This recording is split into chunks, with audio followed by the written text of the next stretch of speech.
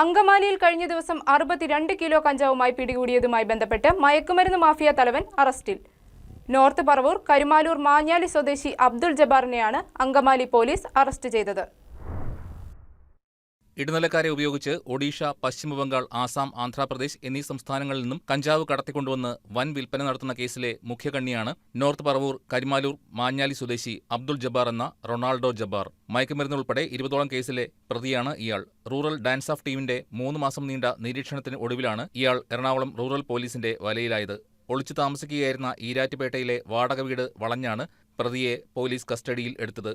ആഡംബരക്കാറിൽ മയക്കുമരുന്ന് കടത്തിയ കാസർഗോഡ് സ്വദേശി ഹനീഫിനെ കഴിഞ്ഞ ദിവസം അങ്കമാലിയിൽ വെച്ച് പോലീസ് അറസ്റ്റ് ചെയ്തിരുന്നു.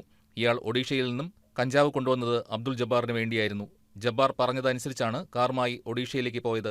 31 പാക്കറ്റുകളിലായി കാറിന്റെ പിൻസീറ്റിലെ പ്രത്യേക അറയിൽ ഒളിപ്പിച്ച് ഈരാറ്റുപേട്ടയിൽ എത്തിക്കുകയായിരുന്നു ഇയാളുടെ ലക്ഷ്യം.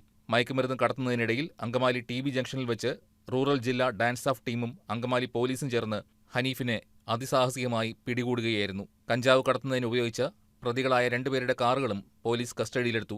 ജില്ലാ റൂറൽ പോലീസ് മേധാവി KS സുദർശന്റെ നേതൃത്വത്തിൽ narcotic cell DYSP PJ Umesh Kumar, Aluva DYSP Babukuttan, SI മാരായ MK Shyam, Lancy Das, KP Viju, MS Vijeesh, ASI TR Rajeev, senior CPO Jibin Krishna തുടങ്ങിയവരാണ് അന്വേഷണ സംഘത്തിൽ ഉണ്ടായിരുന്നത്.